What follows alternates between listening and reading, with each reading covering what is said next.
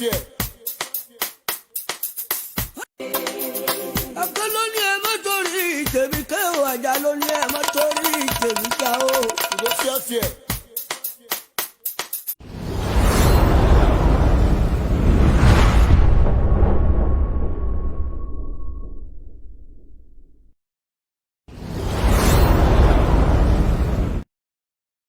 Ẹ káalẹ́, ẹ kú dédé wòyí, ẹ kújọ́ mẹ́ta o.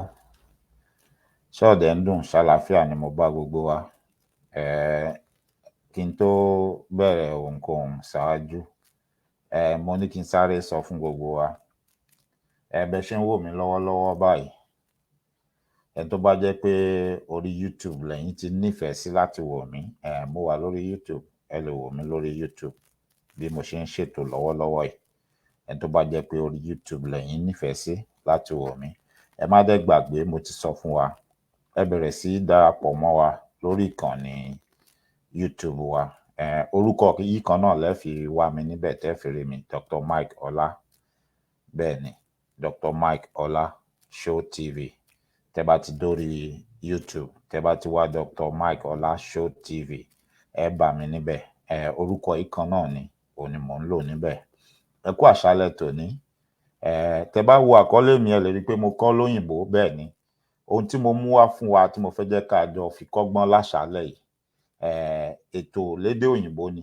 Ohun tó ṣẹlẹ̀ nílùú Amẹ́ríkà, ohun kan tó ṣẹlẹ̀ nílùú Amẹ́ríkà tó ṣẹlẹ̀ sí ẹnìkan ni ohun tí mo mú wá fún wa tí mo fẹ́ sọ̀rọ̀ lé lórí. Màá fi fọ́nrán yẹn hàn wá, àjọ wò, àjọ tẹ́tí sí ohun tó ṣẹlẹ̀. So tí mò ń sọ yé wa, àjọ ro ohun tó ṣẹlẹ̀ ń bẹ̀.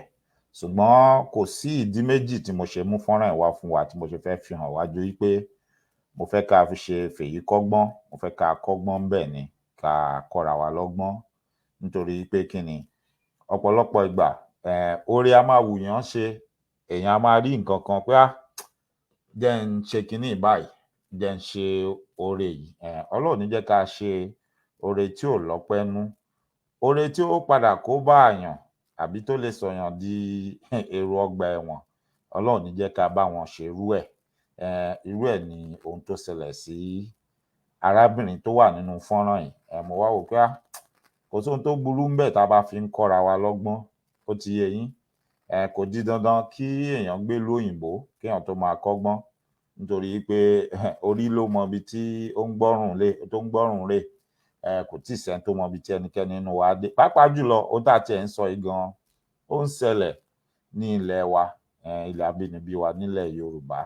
Torí pé ọ̀pọ̀lọpọ̀ ìgbà a máa ń rí àwọn èèyàn míì tí wọ́n á ní owó àwọn ó fẹ́ dàbí ẹni pé ó fẹ́ há sí báǹkì, àbí nǹkan kan ṣẹlẹ̀ sówó àwọn, àbí àwọn àṣemáṣe kan a máa ṣẹlẹ̀ nílé ìfowópamọ́sí, àbí bẹ́ẹ̀ kọ́ ni. Irú àwọn ohun tí a wá ń sọ̀rọ̀ nípa èyí tí a mú wá fún wa yìí, àwọn ohun tí èèyàn lè fi kẹ́kọ̀ọ́ ni, àwọn ohun tó lè kọ́yàn lẹ́kọ̀ọ́ ni.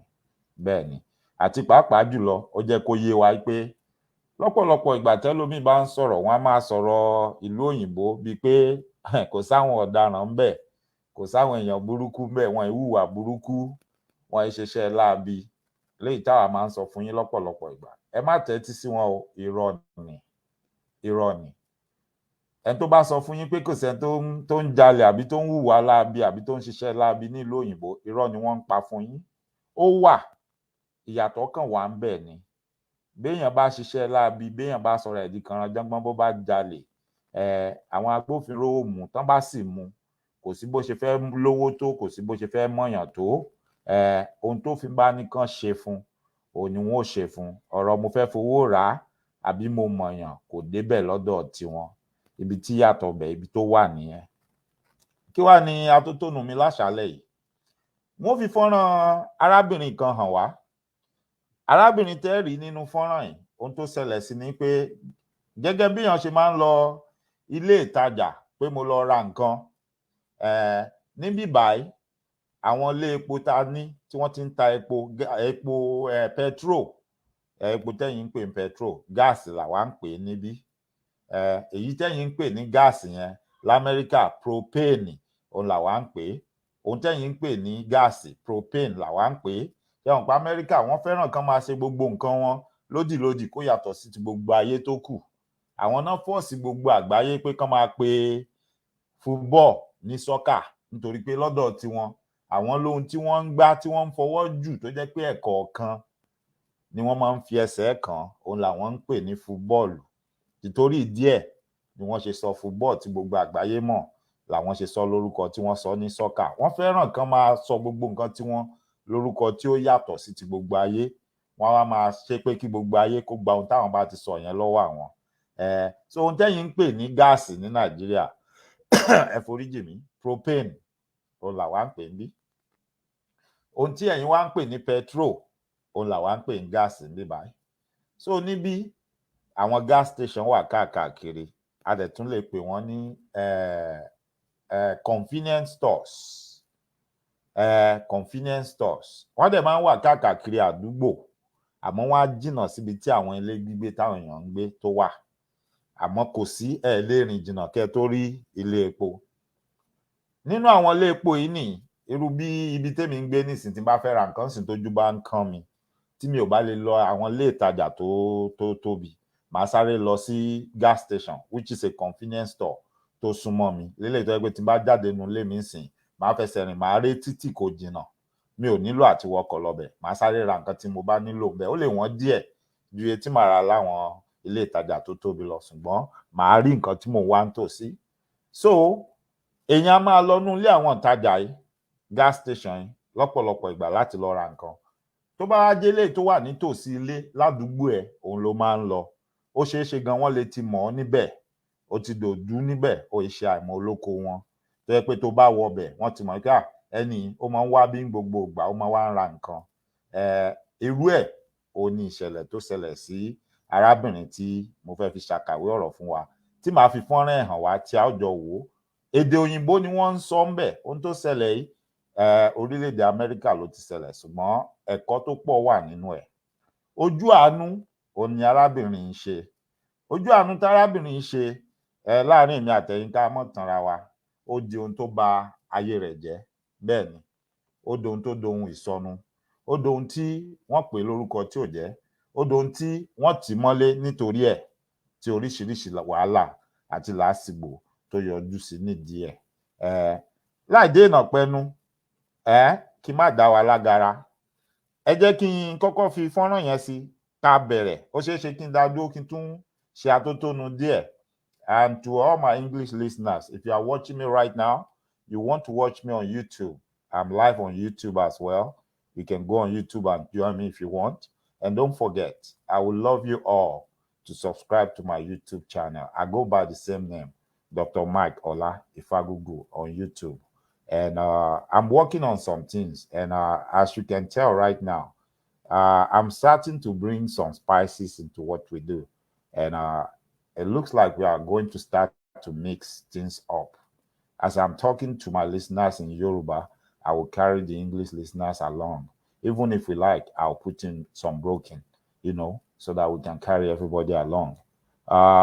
So right now, I'm talking about an incident that happened here in the US at a gas station. And this happened to a woman. She was trying to be a good Samaritan because she found somebody's credit card. She was at the gas station and somebody left their credit card on the counter. Now, there are two other ladies in the store at the same time, and she assumed the credit card belonged to one of them. So in the process of trying to help so that they don't get home to find out that they have lost their credit card and then have to embark on that journey of coming back to trace a step to see where they lost it, she decided to help. So she ran outside and she asked the lady, one of the ladies that was previously in the store with her, she asked her, "Did you forget your credit card in the store?" To which the lady said yes. So she ran back inside, she got the credit card and gave it to the lady. Unknown to her, that was a lie. The credit card belonged to the other lady who already left. But in order not to hold us up, let me put the video so we can watch together while I come back to explain furthermore. In your life and have no care. What happened to Power, the people have this much control to just ruin your life and have no care. What happened to Sandra Wilson cost her job, her dignity, and at time her freedom. On June 16th, she was visiting this gas station across the street from her apartment, where she's a regular. I go there all the time, before work, after work. So often, in fact, she knows that from door to door, it's 167 steps to and from. She usually stops in to buy coffee, but on this night, it was cigarettes. That's Sandra in the blue dress, and those two other women inside, they're important to this story, too. The one leaving in the blue jeans just made a purchase and walks out just as Sandra is walking in. She's second in line, behind the woman at the counter in pink pants. Sandra waits, but as the woman in pink finishes up her business, the woman in jeans comes back in. Now watch carefully, because what you're about to see, Sandra can't. The woman in jeans talks to the cashier, then puts down her credit card. She doesn't make a purchase and walks out without realizing she left the card on the counter. Sandra walks up to buy her cigarettes, and while she's waiting, the woman in the pink pants walks out of the store. Only then does Sandra notice the card sitting on the counter, but she doesn't pick it up. Instead, she follows the woman who just left and says she asked her a question. Did you leave your card? And she said, Yes. Got the card, walked over there to the far end of the pump, gave her her card, and I went home. Sandra didn't know it, but she gave the card to the wrong woman, who police allege used it to buy hundreds of dollars in alcohol later that night. no one ever accused Sandra of using the credit card. In fact, she only held on to it for about 15 seconds. So imagine her surprise when the following week she started to get calls from friends and family asking why she was wanted by police. Who called you first? My sister, my oldest sister. There she was, first on the 7th Precinct's Twitter account, then on the popular Crime in the D Instagram page. Both said she was wanted for illegally using someone else's credit card. I was like, I just went to the store. I just really went to the store. She knew she didn't steal a credit card, so Sandra, on her own, went to the city's 7th Precinct to try to clear her name. Thank you for not making me wait. This is a recording of Sandra's interrogation. I do have to advise you that you are the focus of the investigation Correct. at this time, okay? All right, nobody's trying to ruin your life, It is already. so I'm going to read you your rights, okay? Now, this is important. Moments after Sandra is told she's a suspect, she tells the officer she wants a lawyer. I need an attorney. Okay, that's fine. Y'all about to hand me up on something I did not do. And not just once. Can I call my mom and have them get me a lawyer real quick? I need an attorney, because this is like, wow. The officer has Sandra read her Miranda rights, initialing, then signing her name. The officer wrote at 10:54 a.m. refused a statement to speak to an attorney. But the interrogation didn't stop. It continued for another 30 minutes, and not just with one officer. Now there were two. Ms. Wilson, would you like to provide me with a voluntary statement today? Or would you? want me to tell you? I just walked the gas station and y'all took a picture of me do and you ruined my want- life. Do you Hold on, want you gotta an- relax. What's Then, 15 minutes after Sandra first asked for a lawyer, officers think they finally got her. Who do you give that card to? Gave the card to the man on the Ma'am, counter. we know that's Okay. a lie. We Who know. did I give it to? I said, his Ma'am. card, it's your card. Oh, no, I know. now ṣé gbogbo wa là ń gbọ́ tó sọ pé òun mú káàdì yẹn fún arákùnrin cashier tó wà lẹ́yìn kí ni ìyẹn wà ìjọ tí arábìnrin tó padà tó lọ sí tó lọ sí àgọ́ ọlọ́pàá lẹ́yìn tí àwọn èèyàn sọ fún pé ọlọ́pàá ti ń wá báwo làwọn èèyàn ṣe mọ̀ pé ọlọ́pàá ti ń wá tí wọ́n fi sọ fún wọ́n rí lórí social media wọ́n rí lórí Facebook tí àwọn èèyàn ń share fídíò ẹ̀ tẹ́ bá wo fídíò fọ́nrán CCTV camera tí àwọn ọlọ́pàá àwọn detective tí wọ́n gbà ní gas station yẹn after tí ìṣẹ̀lẹ̀ yẹn ṣẹlẹ̀ tí ẹni tó ní káàdì tó ti fẹjọ́ sùn pé wọ́n ti ń náwó lórí káàdì yẹn àwọn ọlọ́pàá wọ́n gbé fọ́nrán CCTV camera gas station yẹn lélẹ̀ tó show arábìnrin yẹn wọ́n wá gbé fọ́nrán yẹn sí online so àwọn èèyàn ti rí wọ́n ti ń share pé ẹ wo olè ẹ̀wẹ̀n tó jí káàdì oníkáàdì tó lọ fi ra nǹkan àbí tó fi ń ṣe nǹkan. Gẹ́gẹ́ bí àlàyé tí arábìnrin yẹn ń ṣe, ara àwọn ọ̀rẹ́ ẹ̀ àti àwọn mọ̀lẹ́bí ẹ̀ tí wọ́n rí fọ́nrán yẹn, wọ́n wá sọ fún pé kí ló ṣe tọ́lọ́pàá ń wá ẹ, wọ́n sọ pé ọlọ́pàá ń wá ẹ, wọ́n ti ń fi fọ́nrán ẹ̀ hàn káàkiri orí ẹ̀rọ ayélujára, àwọn míì ń ṣépè fún ẹ, oríṣiríṣi nǹkan làwọn èèyàn ń sọ nípa ẹ, kí ló bá débẹ̀ tó fi wúrú ẹ̀ níwà. Ó wá ní kí ni wọ́n sọ, òun ò mọ nǹkan kan, òun kàn lọ gas station tóun òun lọ ra nǹkan ni. Ṣé mọ̀ ọ̀rọ̀ yẹn ti pẹ́, so torí pé wọ́n ní ọlọ́pàá ń wá l'Amẹ́ríkà, kíní kan dẹ̀ wà, olóore ọ̀fẹ́ kan, tó bá gbọ́ pọ́lọ́pàá ń wá ẹ, o lè turn ara ẹ̀ in, wọ́n máa ní ẹni yẹn turn ara ẹ̀ in. You can go to a police station and report yourself pé ẹ gbọ́ wọn lẹ́ ń wá mi, èmi ni lágbádá, kí ni mo ṣe, which is not a crime. Tó bá débẹ̀ tó bá ẹ hàn, wọ́n bẹ̀ sí títí Nàìjíríà, ohun tó bá ní ṣe pẹ̀lú àbí nǹkan tó bá ṣẹlẹ̀, wọ́n á ṣàlàyé ẹ̀ fún ẹ, ẹ máa yanjú ẹ̀ bó bá ṣe yẹ. Ohun tí ó bá yẹ kán ṣe fún ẹnìyẹn wọ́n máa ṣe fún.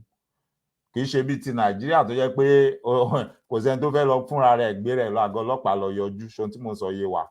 Now ó wá lọ, ìgbà tó débẹ̀ ọ̀rọ̀ yẹn di bá mi mọ́ lọ́wọ́. Ìdí tó jẹ́ kí n dá dúró ń bíbá tí mo fi ń ṣàlàyé ni pé ẹ rí i pé nínú àlàyé ẹ̀ òun náà ṣe mistake. Ó ní káàdì yẹn wípé òun mú fún cashier, ẹni tó wà lẹ́yìn counter, which kò mú fún cashier, kò mú fẹ́ni tó wà lẹ́yìn counter. Bọ̀ṣẹ́ mọ̀ pọ́rọ̀ tó ti ṣẹlẹ̀ tó ti pẹ́ díẹ̀, ó ti gbàgbé, àti pé bọ́n ṣe ń bí lọ́rọ̀ ó bá lójijì, kò tí ì compose ara ẹ̀ débi tó máa recollect kí ni incident tó ṣẹlẹ̀ ń jọ yẹn, ọkàn ẹ̀ ò sí ńbẹ̀. And normally ó yẹ kí àwọn tí wọ́n ń fọ̀rọ̀ wa lẹ́nu wò yẹn, ó yẹ kán lè guide ẹ̀, kán sọ fún pé ó ń lọ síta, ó mú fún kan. Bóyá yẹn máa jẹ́ kí ọpọlọ ẹ̀ jí kó ronú lọbẹ̀ pé òótọ́ ni ó mú fún yàn, á lè ṣàlàyé ara ẹ̀, bọ́ wọn sọ fún.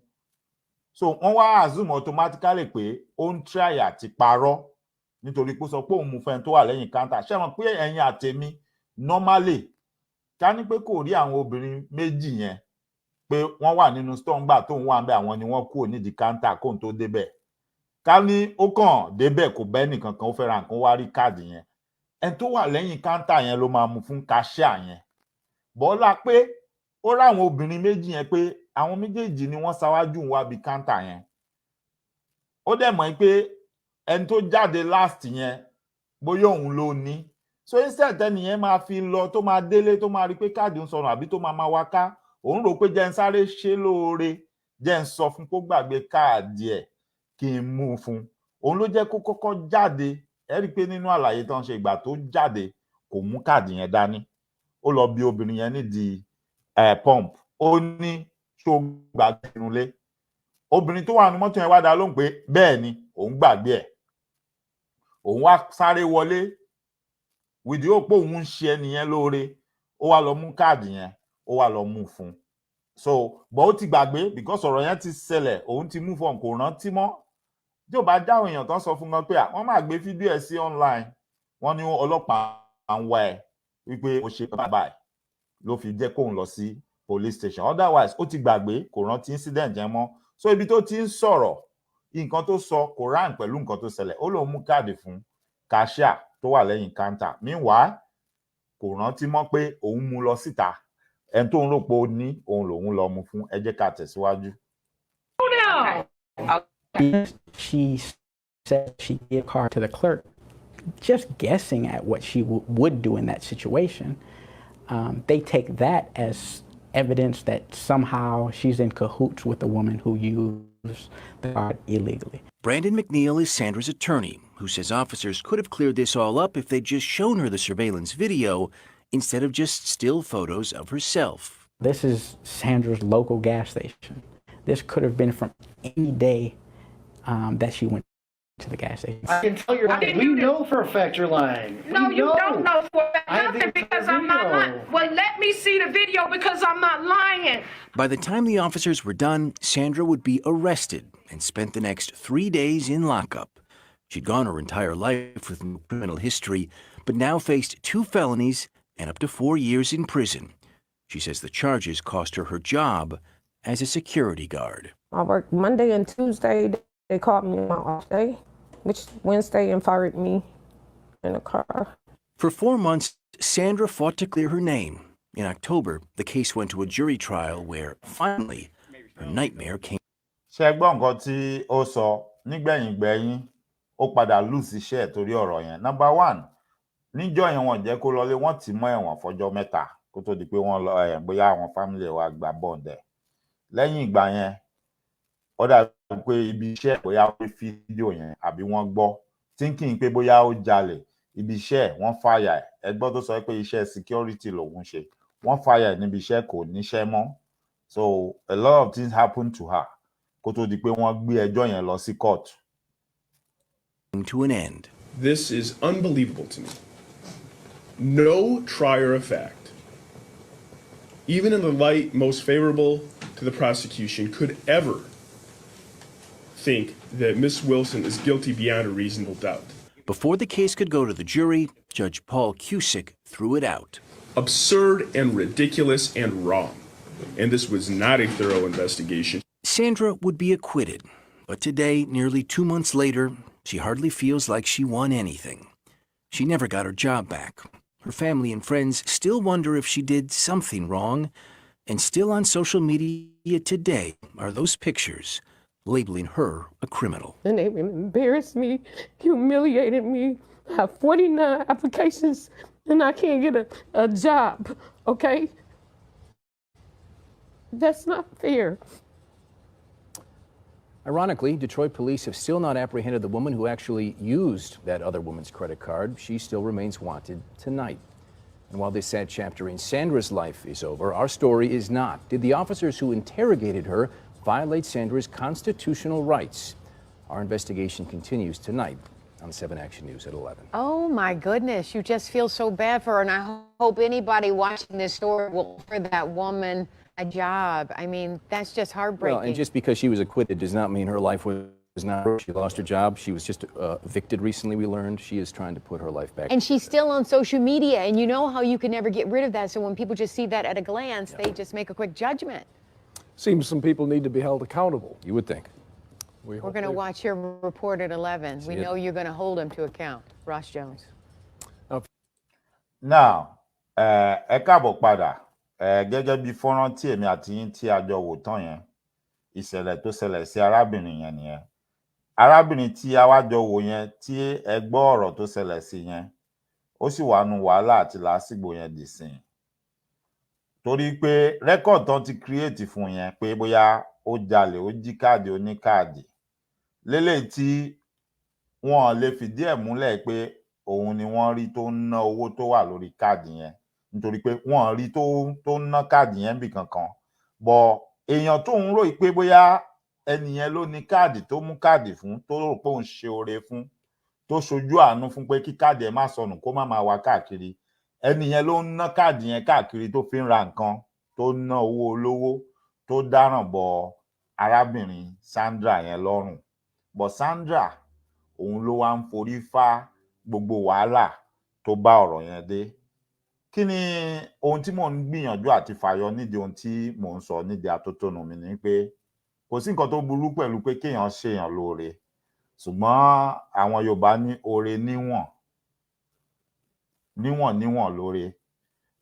Ìbá ti jẹ́ pé arábìnrin Sandra, ìbá ti jẹ́ pé ìgbà tó rí káàdì yẹn ó mú fún ẹni tó ń ṣiṣẹ́ ní gas station yẹn tó wà lẹ́yìn káńtà pé wo káàdì tẹ́nìkan gbàgbé síbi ń gbà mú dání kó bá wọn mú pamọ́ ìgbà tán bá dé kó lè mú fún wọn ṣẹ̀mọ̀ kámẹ́rà máa gbé pé ó mú fẹ́ni tó wà lẹ́yìn káńtà. Wọ́n bá tiẹ̀ padà rántí pé bóyá bẹ́ẹ̀ làwọn gbàgbé ẹ̀ sí tán bá wá tó bá fẹ́ di àríyànjiyàn pé ó mú fún wọn kò mú fún wọn tán bá wo kámẹ́rà wọ́n á bẹ̀ pé ó mú fẹ́ni tó wà lẹ́yìn káńtà. Ṣùgbọ́n rí i pé káàdì yẹn ó mú lọ síta. Orí níta wọ́n pé ó mú fún èèyàn. Èròǹgbà àwọn ọlọ́pàá ní pé ó mọ ẹni tó mú káàdì yẹn fún pé wọ́n mọra wọn rí wípé àjọrò wọn àjọmọ wọn ni wọ́n dàbí ọgbọ́n ni pé èmi á mú fún ẹ ìwọ á mú lọ nígbà tán bá dẹ̀ ti rí pé mi ni mo mú lọ ohun tí àwọn conclude nìyẹn. Ọ̀dọ̀ adájọ́ padà dá ẹjọ́ yẹn nù kò jẹ́ kán sí ẹjọ́ yẹn kò tiẹ̀ jẹ́ káwọn júrì jókòó pé bóyá ó jẹ̀bi kò jẹ̀bi. Adájọ́ yẹn ní rárá pé wọ́n lè dá lẹ́bi nítorí pé ó hàn gàdàgbà gédégbé nínú fọ́nrán yẹn pé ó mú káàdì yẹn fún ẹni tó wà nínú mọ́tò ń tà, which means ẹni tó wà nínú mọ́tò yẹn ló yẹ kán máa wá ẹni tó mú káàdì lọ. Tán bá rí tó bá ti jẹ́ pé ó mọ Sandra rí wípé wọ́n jọ dàbí ọgbọ́n ni, ìgbà yẹn náà tó ṣẹ̀ṣẹ̀ lè máa mú Sandra wọnú ọ̀rọ̀ yẹn. Bọ̀ wọn wá ẹni yẹn, wọn tiẹ̀ ṣe nǹkan kan, wọ́n kàn mú Sandra, wọ́n ra ọ̀rọ̀ yẹn bọ̀ lọ́rùn. Nísìnyí Sandra fẹ́ ó kọ̀, bó tiẹ̀ jẹ́ pé adájọ́ ti da ẹjọ́ nù. Ẹ rántí pé ibi tó ti ń ṣiṣẹ́ tẹ́lẹ̀ wọ́n ti lé ń bẹ̀ nítorí ìṣẹ̀lẹ̀ yẹn. Òun lẹ́gbọ́ tó ń sọ yẹn, ó lóun ti kọ̀wé káàkiri, òun ń wáṣẹ́, kò sẹ́ni tó fẹ́ gbà òun síṣẹ́ mọ́. Ẹni tó bá dẹ̀ ń gbé ìlú yìí, gbogbo èèyàn ló máa sọ fún yín. Èèyàn nílò iṣẹ́ o, ó ní ìdí iṣẹ́. Bó bá ń ṣiṣẹ́ tẹ́lẹ̀ tó ò bá níṣẹ́ mọ́, sórí gbogbo nǹkan tó ń lọ déédéé, tó ń jẹun déédéé, tó ń wọṣọ déédéé, tó ń lọ ibi tó wù ẹ́, tó ń ṣe nǹkan tó wù ẹ́, tó ń sanwó iná, tó ń sanwó omi déédéé, kò lè pẹ́. Mi ò fẹ́ mọ iye tó ní nípamọ́ tó kó pamọ́. Ṣé ló má dàbí pé ò ní nǹkan kan pò kó nǹkan kan pamọ́ nítorí pé ò ṣe nǹkan kan kún. Ohun tó kó pamọ́ yẹn, òun ló padà sí tó wá ń lò báyìí. Ò ní nǹkan kan tó ń dípò ẹ̀. Kó tó mọ nǹkan tó ń ṣẹlẹ̀, kó tó ṣẹ́jú pẹ́rẹ́, owó á ti tán ní kele. Béèyàn bá dẹ̀ ṣọ́ra, ó lè di ẹni tí wọ́n máa wá da ẹrù ẹ̀ síta. Kò ì pẹ́ sí wọn l'Amẹ́ríkà, wọ́n máa wá da ẹrù ẹ̀ síta, wọ́n máa lé kúrò nulé, wọ́n máa paná, wọ́n máa pa omi. Ibi tó tún le sí gan, bí ò jẹ owó ilé gan, tí ilé yẹn ò bá níná, tí ò bá ní omi, àwọn health inspector tán bá mọ̀, wọ́n máa wá lé kúrò nulé yẹn pé báwo ló ṣe ń lo tọ́lẹ̀tì, báwo ló ṣe ń lo bathroom, which means ilé yẹn ò wà conducive fún yàn láti máa gbé. Wọ́n máa wá lé kúrò ńbẹ̀ pé kò lè máa gbé bẹ̀ nítorí pé kò síná, kò sómi. Báwo ló ṣe ń ṣe gbogbo nǹkan tí ara nílò téèyàn ní láti máa ṣe, wọ́n máa sọ fún. Bẹ́ẹ̀ ni bí ọ̀rọ̀ tí wọ́n ṣe rí nìyẹn. So oore tí arábìnrin ní kóun gbìyànjú kóun ṣe, èèyàn dáadáa tó jẹ́, ẹ wo ibi tó já sí fún. Òun ni mo ṣe ń sọ fún wa pé ẹ jẹ́ ká máa sọ oore ṣe. Nígbà míì èèyàn lè ṣe nǹkan kó dàbí ó ṣe wá ṣe nǹkan yẹn tó dàbí àgọ̀, ṣẹ mọ̀. Ká ló ṣeé ṣe ni kárábìnrin kó ti mú káàdì yẹn, kó ti mú fún ọ̀gbẹ́ni tó wà lẹ́yìn káńtà pé wò ó, tẹni tó ní káàdì bá ń wá, mo rí i lórí bí. Àbí irú ìgbà tó lọ ta yẹn tó bi arábìnrin yẹn, ṣé mọ̀ pé kò tí fọwọ́ kan káàdì yẹn, kò mú, ó kàn rí níbi tó wà ni. Kó wá sọ fún pé tọ̀, káàdì yẹn wà nulé o, tó bá mọ̀ pé wọ́n ló ní, kó wá mú nǹkan ẹ̀. Ṣé mọ̀ pé kámẹ́rà máa gbé pé obìnrin yẹn ló mú fúnra rẹ̀, kò ní show pé òun ló mú tó lọ mú fún ta. Bóyá ọ̀rọ̀ yìí bá ti kàn lọ́wọ́, kò bá ti kàn lẹ́sẹ̀. Mo tún wá fẹ́ sọ fún wọn tó jẹ́ pé gbogbo nǹkan tó bá ti rí lórí ẹ̀rọ ayélujára, téèyàn kan bá ti gbé síbẹ̀, tán bá ti kọ sítórì irọ́ síbẹ̀ pé nǹkan tó ṣẹlẹ̀ ní, nǹkan tójú wọn ò tó àtèyí tójú wọn tó, tán sọ fún ẹ pé bẹ́ẹ̀ ló ṣe rí, ìwọ náà wàá máa bá wọn pín, wàá máa bá wọn pariwo, wàá máa bá wọn ṣe nǹkan tó wádìí, tó mọ bó ṣe jẹ́, tó mọ bó ṣe rí. So mọ̀ pé nígbẹ̀yìn gbẹ̀yìn, gbogbo aburú tírú nǹkan bẹ́ẹ̀ tí wọn náà ń bá wọn pín, tó ń bá wọn sọ nǹkan tó mọ̀ díẹ̀, tó mọ̀ bóyá irọ́ ni bóyá òótọ́ ni, tí wọn náà bá wọn pín kiri, sọ pé gbogbo aburú tó bá ṣe ẹnìyẹn nídìí irú nǹkan yẹn, sọ pé wọn náà nípìn bẹ́ẹ̀ nítorí pé ó lọ́wọ́ sí. Tó bá pín lásán bó ṣe rí, tí wọn náà kàn pín pé mi ò mọ nǹkan tó ṣẹlẹ̀ o, àwọn èèyàn kàn ń pín, mi ò tẹ̀ mọ nǹkan tó ń sọ, mo kàn rí ni mo ní kémi náà pín. Ìyàtọ̀ wà ńbẹ̀ pẹ̀lú pé ìwọ náà ń pín, òun kọ ọ̀rọ̀ síbẹ̀, òun support ẹ̀ bí pé nǹkan yẹn òótọ́ ni. Sọ pé the more tí àwọn èèyàn tí ò mọ̀ bóyá ibi tí kinní yẹn ti wá tó ti originate, the more tí àwọn tí ò mọ̀ ń pa ẹ̀, táwọn náà bá ń fẹnu sí, tí wọ́n ń kọ nǹkan tó ń sọ pé yes òótọ́ ni, the more tí ọ̀pọ̀lọpọ̀ èèyàn máa believe ẹ̀, táwọn náà máa pín, tán máa sọ, irú ẹ̀ ló ṣe àkóbá fún ilé ayé arábìnrin. Mo ń bọ̀ wá fi fọ́nrán arákùnrin kan tí ìṣẹ̀lẹ̀ kan ṣẹlẹ̀ sí nílùú Amẹ́ríkà, tí wọ́n tì mọ́ ọgbà ẹ̀wọ̀n fún ọdún 32 32 years. Bí bá a ṣe jọ ń sọ̀rọ̀ yìí, ọ̀dọ̀ ó ti wà ńlé, wọ́n ti filẹ̀ kó máa lọlé, ṣùgbọ́n wọ́n sì ń dúró de ìgbẹ́jọ́ kan tó máa wá sọ bóyá ilé ẹjọ́ kòtẹ́milọ́rùn tó máa wá sọ pé bóyá kàn filẹ̀ pátápátá àbí wọ́n tún dá padà sọ́gbà ẹ̀wọ̀n. Nítorí pé ilé ẹjọ́ ìjọba àpapọ̀ ó ti padà dájọ́ pé ìgbà tí wọ́n fi tì mọ́lé ní 32 years ago pé ẹjọ́ tí wọ́n dáyàn àtàwọn evidence tí wọ́n kó kalẹ̀ kò bójú mu, kò ń ṣe nǹkan tó yẹ kán fi rán lẹ́wọ̀n, ó ní kán dálẹ̀. Bọ́n ṣe wá dálẹ̀ Florida lọ̀rọ̀ tí mò ń sọ ẹ ti ṣẹlẹ̀. State of Florida wá yarí pé no, nǹkan tẹ́ ẹ sọ yẹn àwọn ti gbọ́, ṣùgbọ́n síbẹ̀síbẹ̀ náà ìyẹn ò sọ pé kò jẹ̀bi. Wọ́n tún wá mú wọn tì mọ́lé. Àwọn lọ́ọ̀yà agbẹjọ́rò ẹ̀ wọ́n tún wá wọ́n tún lọ pe kéèsì nílé ẹjọ́ kòtẹ́milọ́rùn. Ilé ẹjọ́ kòtẹ́milọ́rùn ò tí ì wá ṣe ẹjọ́, ọ̀gbẹ́ni yẹn ṣì wà lẹ́wọ̀n. Àmọ́ gbà tí COVID dé, ọ̀gbẹ́ni yẹn wọ́n ló ní tuberculosis. Ṣé ẹ mọ̀ pé pẹ̀lú COVID gbogbo ẹni tó bá ti ní underlying condition wọ́n máa ń sọ pé kán isolate wọn, kán dẹ̀ jẹ́ kán ní ìtọ́jú tó péye nítorí kó má jẹ́ pé COVID máa wá pa wọ́n. Torí ìyẹn underground làwọn agbẹjọ́rò arákùnrin yẹn náà wá fà pé okay, on health ground ẹ máa ní láti fọkùnrin ilẹ̀ kó máa lọlé. Wọ́n wá fi ilẹ̀ lóòótọ́, ṣùgbọ́n ṣé mọ kinní tán máa ń fi síyàn lẹ́sẹ̀ nílùú òyìnbó so that anywhere tó bá lọ àbí ohunkóhun tó bá ń ṣẹlẹ̀ wọ́n á lè máa monitor ẹ̀. Wọ́n ní láti so mọ́ lẹ́sẹ̀. Wọ́n dẹ̀ sọ pé kò gbọdọ̀ kọjá 12 yards sílé ìkan nínú àwọn èèyàn ẹ̀ tán fẹ́ release ẹ̀ fún pé, which means tí mailbox ibi tán ń kó mail sí níbi ilé wọn gan tó bá kọjá 12 yards sínú ilé kò gbọdọ̀ débẹ̀. Tó bá fẹ́ lọ bẹ̀ ó gbọdọ̀ kọ́kọ́ pe parole officer ẹ̀ náà wípé mo fẹ́ lọ kó mail, mo fẹ́ jáde nínú ilé, mo ń rìn lọ bí mailbox, mo fẹ́ kó mail, because wọ́n gbọdọ̀ monitor ẹ̀ kan rí pé kò kọjá bẹ̀ kó dẹ̀ padà sínú ilé. So ẹnu yẹn ló wà ń sìn. Ṣùgbọ́n ohun tó ṣẹlẹ̀ sí àtìdí tó fi ṣẹlẹ̀ màá mú wá fún wa, màá ṣàlàyé àwọn nǹkan kan fún wa. Mo fẹ́ ká akẹ́kọ̀ọ́ ni màá ṣe mú wá fún wa tí màá fi ṣàlàyé àwọn ọ̀rọ̀ kan, torí ó dàbí pé àwọn nǹkan kan kò yé ọ̀pọ̀lọpọ̀ wa. Tí àwọn èèyàn kan bá kàn jáde tán bá dédé parọ́ mọ́yàn kan àbí tí wọ́n sọ nǹkan kan lọ́pọ̀lọpọ̀ ìgbà, ọ̀pọ̀lọpọ̀ nínú wa a máa ń darapọ̀ mọ́ wọn, a máa bá wọn spread rumor yìí. Ohun tí a mọ̀ díẹ̀ tí ò yé wa, táwa gan ò mọ̀ bóyá rọ́ ni bóyá òótọ́ ni, a bá wọn gbé lórí, a máa bá wọn sọ. A dẹ̀ mọ̀ pé ohun tá à ń ṣe yìí ó ń ṣèpalára fún ìgbésí ayé ẹnìkan. Bẹ́ẹ̀ ni, nígbẹ̀yìn ọ̀pọ̀lọpọ̀ èèyàn gbà tán bá padà wá mọ̀ pé ohun táwọn ń ṣe yẹn ó ṣe àkóbá fẹ́nìkan, ó ba ilé ayé ẹnìkan jẹ́, àbó ṣe ìpalára fẹ́nìkan, wọ́n á máa wá regret ẹ̀. Ó ṣe kúkú wá ní sùúrù kó kẹ́kọ̀ọ́, kó mọ̀ pé gbogbo ìgbà tó bá fẹ́ gbé ìgbésẹ̀ àbí tó bá rí irú nǹkan bẹ́ẹ̀ yẹn tó bá fẹ́ dá sí i pé ó yẹ kéèyàn máa ṣọ́ra ṣe, ó yẹ kéèyàn máa fọ̀rọ̀ kó máa fi ro rẹ̀ wò kó tó gbérù ìgbésẹ̀ yẹn àbí kó tó ṣe nǹkan. Ọ̀rọ̀ ẹni tí mo sọ fún yín tí mo fẹ́ mú wá, ara ohun tí wọ́n mú gbòógì tí wọ́n fi ṣe ẹ̀rí tí wọ́n fi ní òun ló máa ṣe, ẹ̀sùn apààyàn náà fi kàn ó.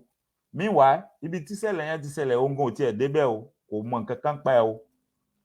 Ó lè jẹ́ èèyàn burúkú kó ní ẹ̀ṣẹ̀ míì tó ṣẹ̀ tó lóun náà agree pé yes òun ò sọ pé èèyàn dáadáa lòun.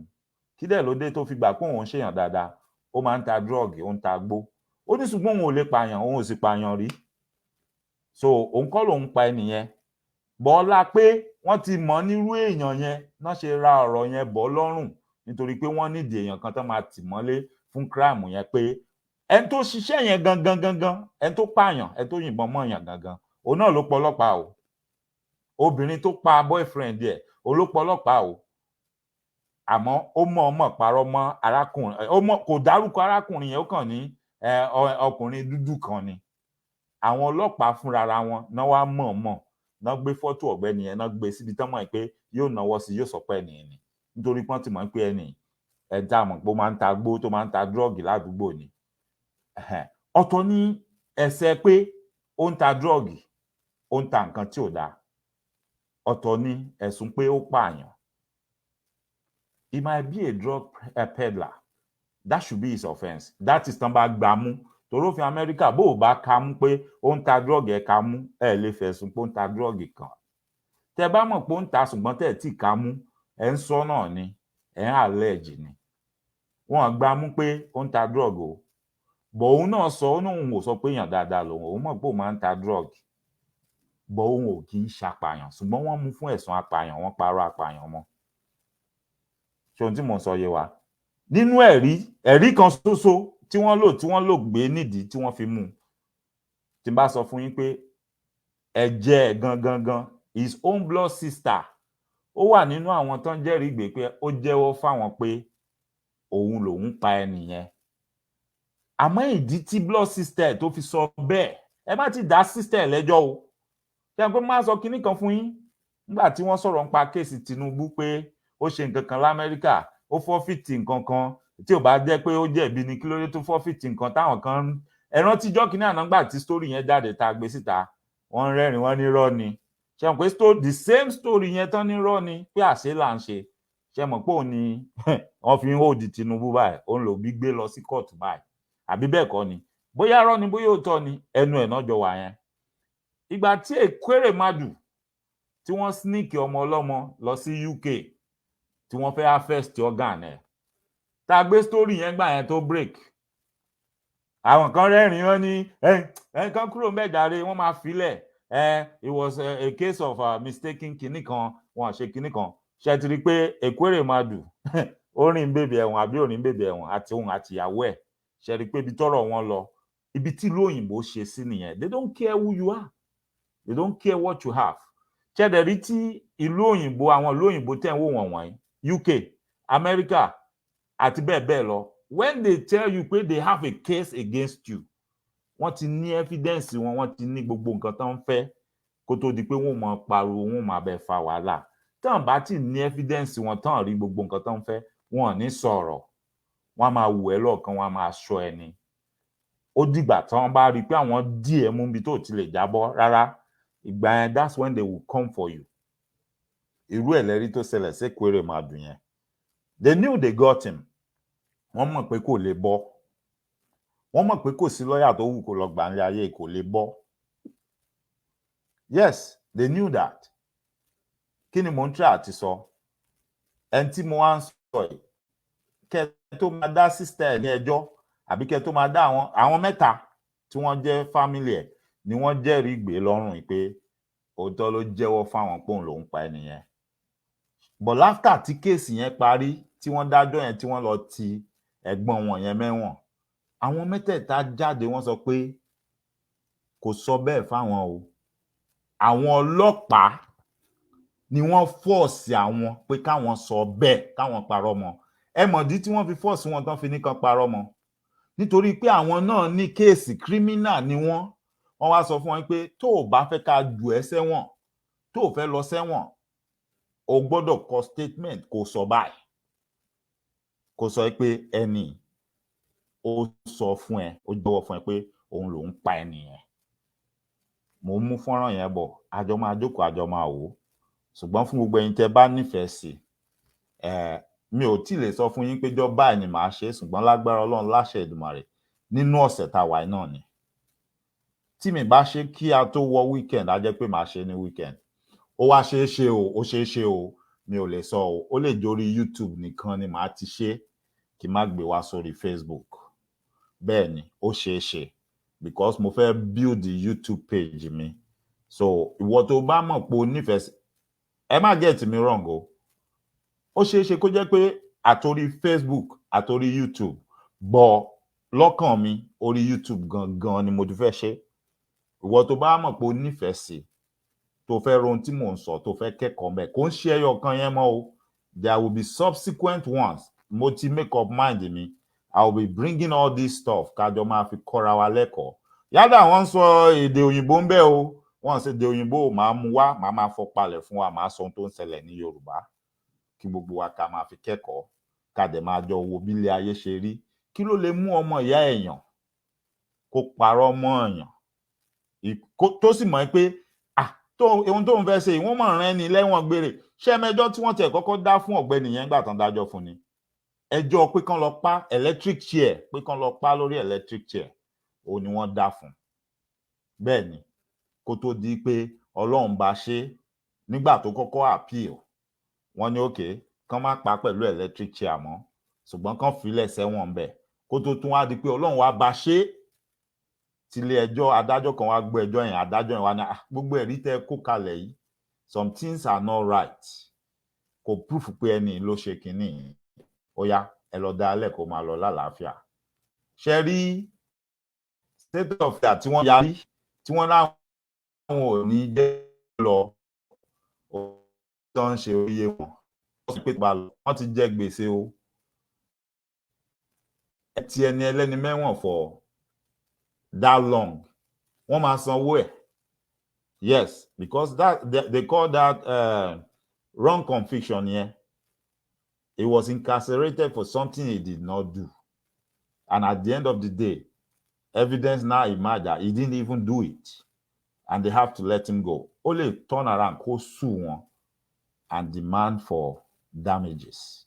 Okay, ẹ lọ fi ya ẹ̀ṣẹ̀ àìmọ̀dí, ẹ lọ fi jẹ mí. So now I want you to pay me back for those 30-something years that I've lost. And I'm sorry. Àwọn ọmọ ẹ ti bímọ, ó ti di grandpa, kò ráwọn ọmọ yẹn rí sójú.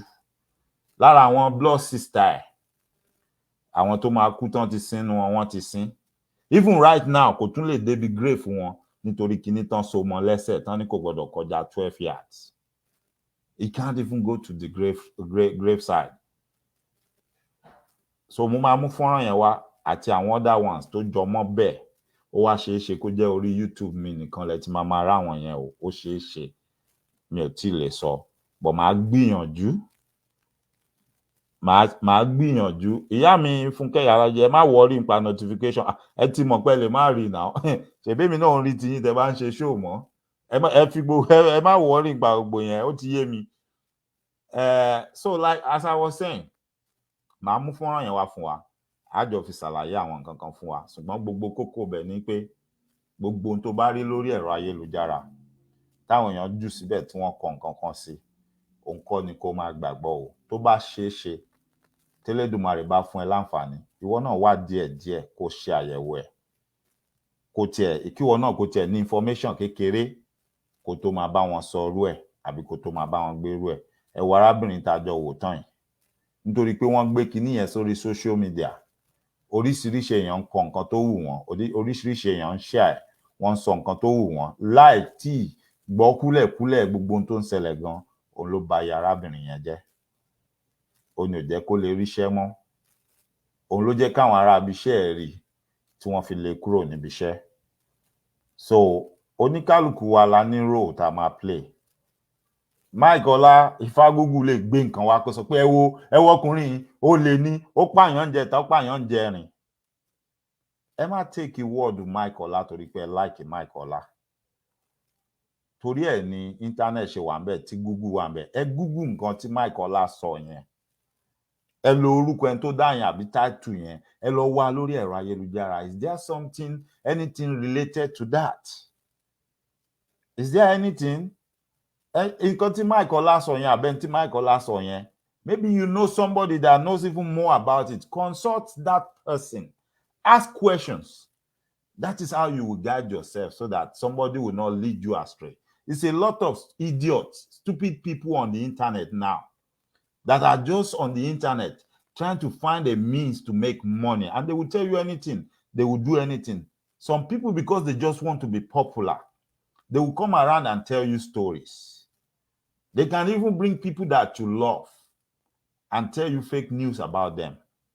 All they want is for you to watch them. Gbogbo yín lẹ ṣáà ti mọ̀ tẹ́ bá dórí YouTube ẹ̀rẹ̀ lómi nǹkan tí gbogbo yín ti mọ̀ tẹ́ gbọ́ nǹkan tí àwọn èèyàn tẹ́ ń tẹ̀lé tí wọ́n sọ báyìí. Ẹlòmíì gbà tí ó bá kọ title tó máa kọ kò ní bá nǹkan tó ń sọ nínú fídíò yẹn mu. Because clickbait làwọn ń pè é.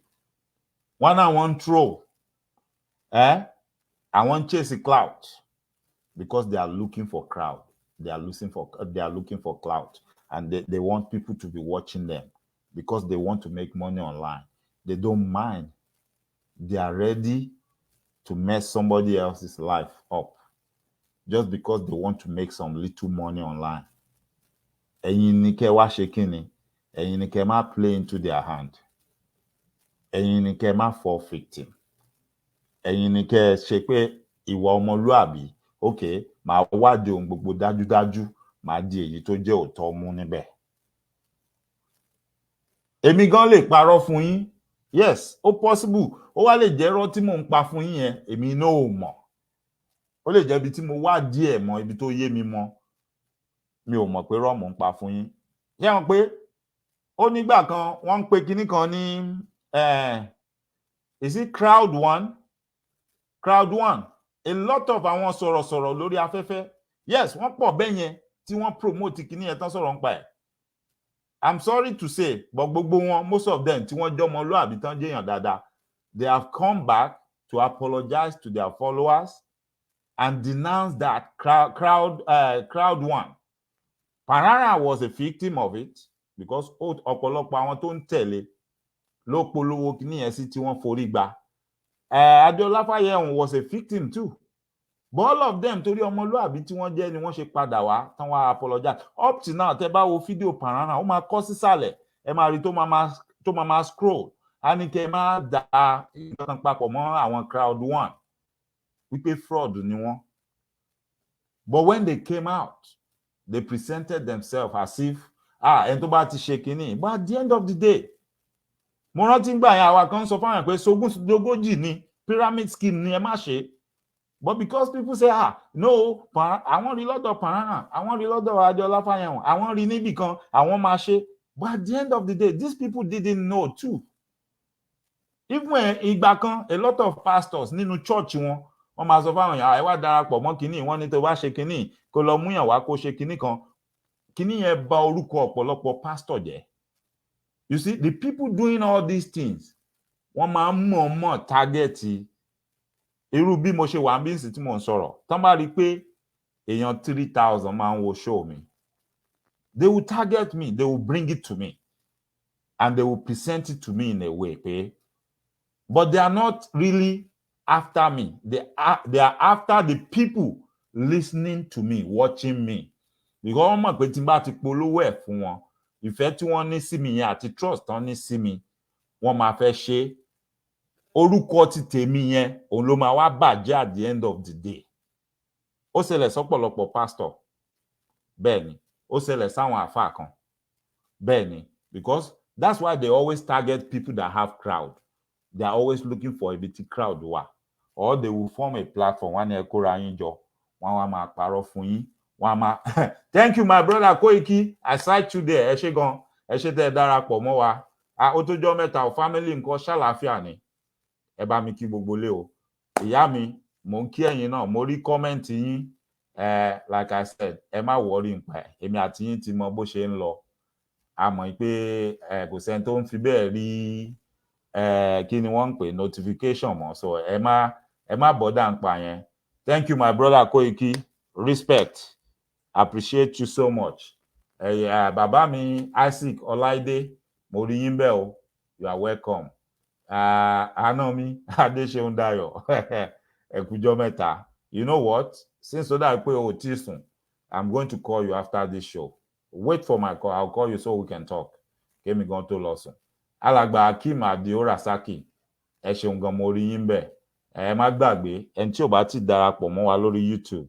Ẹ darapọ̀ mọ́ wa because right now I'm going to start doing stuff like this on YouTube. I may not bring it to Facebook. Now, ìyẹn ò disturb Yorùbá Nation stuff wa o. Ìyẹn máa lọ lórí Facebook. But at times, mo lè ṣe eléyìí tó jẹ́ pé ó lè jẹ́ pé máa wò lọ́nà mẹ́ta. So ti yé wa. But most often, ó lè jẹ́ irú eléyìí sìn, irú èyí tí mo ṣe lénìí, ó lè jẹ́ orí Facebook nìkan ni màá ti lọ stream ẹ̀. So ẹni tí ò bá ti darapọ̀ mọ́ YouTube wa, mo bẹ̀ wá, mo rọ̀ wá, ẹ darapọ̀ mọ́ wa ńbẹ̀. I'm going to start loading videos there. And I'll be talking about life-changing stuff or things that could affect our ways of life. And we will educate each other. And I don't mind telling you about video kan, àbí fọ́nrán kan, àbí topic kan, as long as tẹ́ bá ti lè fún mi ní detailed information nípa nǹkan tó ń ṣẹlẹ̀ ńbẹ̀. Yes, I will do a show on it. Tèmi kan ní pé mi ò fẹ́ kí n kàn rí fídíò kí n má mọ nǹkan tó ń ṣẹlẹ̀.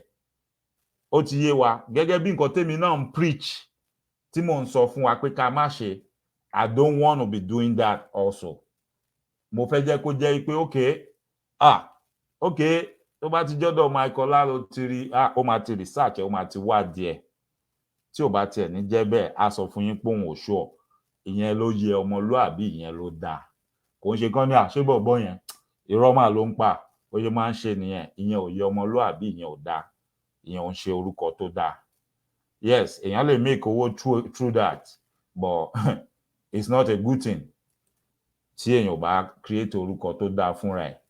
So like as I was saying, Àyààfin Shekinat Ọmọwùmí, Morimbe, Ekale, good evening, my sister. Thank you so much for joining me. Ẹ má gbàgbé, ẹ darapọ̀ mọ́ wa lórí YouTube. The same name, Dr. Mike Ola. If I Google, you will find me there. I'm starting to load my videos there, and I'll start to have some live shows or pre-recorded programs that I will be loading there every now and then. So I'm Agbara wa níyànjú. Pàápàá jùlọ, my brother Olayomi Koiki, I don't know if I'm able to get in touch with you. There's a program I want us to do together. I know you spoke about it one time. It was about that auto theft going on in Canada, how they are stealing cars in Canada, and those cars are ending up in Nigeria. I would like us to have a show together on that. Yeah, I've been watching that video for a very long time. It's so many of them, but I think it's something we need to talk about. So I'll find a good time to talk to you. I don't mind. We can do a show on it together. Yes, just to educate our people. Because recently I see it's a lot going on. I have people calling me from Nigeria asking me questions. Because sometimes they call you, they want you to help them, you know, to purchase a vehicle. But their expectation, the price they are telling you, does not tally with the actual cost of the vehicle. And what they don't understand is the fact that the cars that they are buying in Nigeria, most of them are stolen.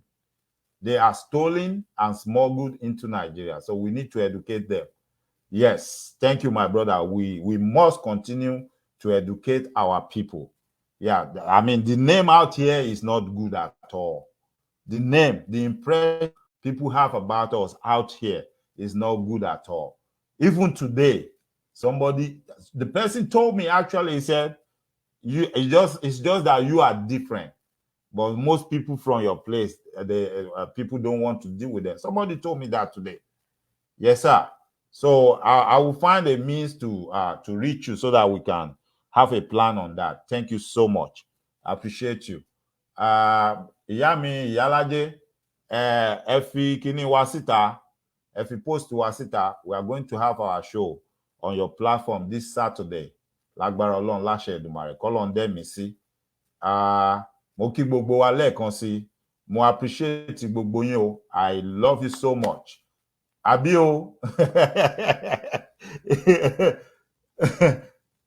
Yes, sir, my brother, you are absolutely right. Yes, you are right about that.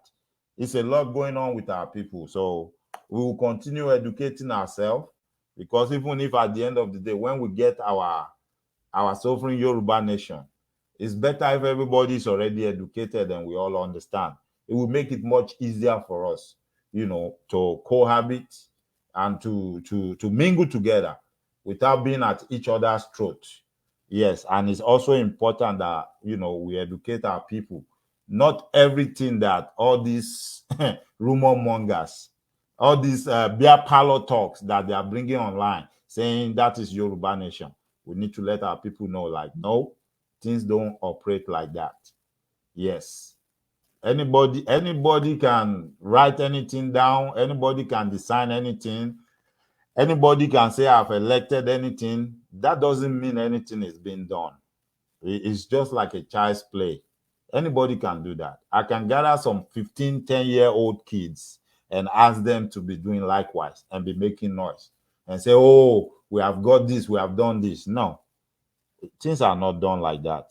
But I pray God help us that we get it right. And I pray that Eledumare will touch their heart.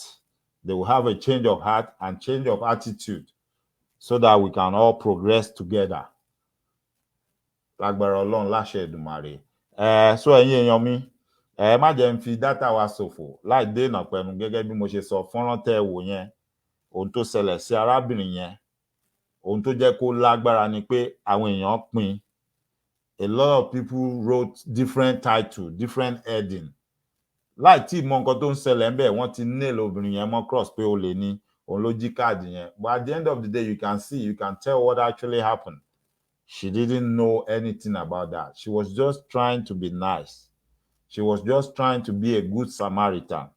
She returned the credit card to somebody that she thought was the rightful owner, not knowing that the person actually lied to her and tricked her. At the end of the day, she's the one paying the price today. But when the video surfaced online, a lot of people were talking about it and they were calling her all kinds of names without even knowing the story behind without knowing the real story behind the video. So now that most people know the story behind the video, it's too late.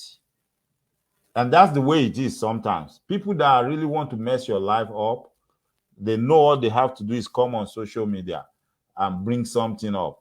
And before you know it, a lot of people that really don't understand, people that don't have brain, that cannot think for themselves, they will take it and run with it and start making noise without even trying to investigate or find out if it is true or not. So we are going to keep educating ourselves, talking to ourselves, telling one another like, no, we are not going to do things that way. And the other story that I said I'm going to bring us before the week runs out, the reason why you should not nail somebody to the cross for being a thief when that person is not a thief. I mean, like I said, the guy accepted. Yes, I was involved in drug peddling, but I was never a murderer. I never killed nobody. But see, he was sent to jail for being a murderer. Whereas the man never killed nobody in his life. It's two different things. So tí mo sọ yé wa, nǹkan téèyàn bá ṣe ni ká sọ pé ó ṣe. Ẹ̀ṣẹ̀ téèyàn bá ṣẹ̀, ẹ̀sùn ẹ̀ ni ká fi kàn án. Kì í ṣe ká gbé ẹ̀sùn òjó ká gbé fún Àìná, ká gbé ti Àìná ká gbé fójó, ká wá máa da gbogbo ẹ̀rú mọ́ra wọn kó má lójú. Àmọ́ Ọlọ́run máa kọ́ wa mọ̀ ṣe, Ọlọ́run máa ràn wá lọ́wọ́. So títí dìgbà tá a bá tún pàdé, èmi ọmọ yín, ọ̀rẹ́ yín, olólùfẹ́ yín, Dr. Mike Ọlá Ifágúgù. Mò ń kí gbogbo wa, mo dẹ̀ ń dágbére fún wa pé ká sùn láyọ̀ o, ká ríra láyọ̀, ọ̀kọ̀ọ̀kan là á jí. Ó dàbọ̀ o. Thank you.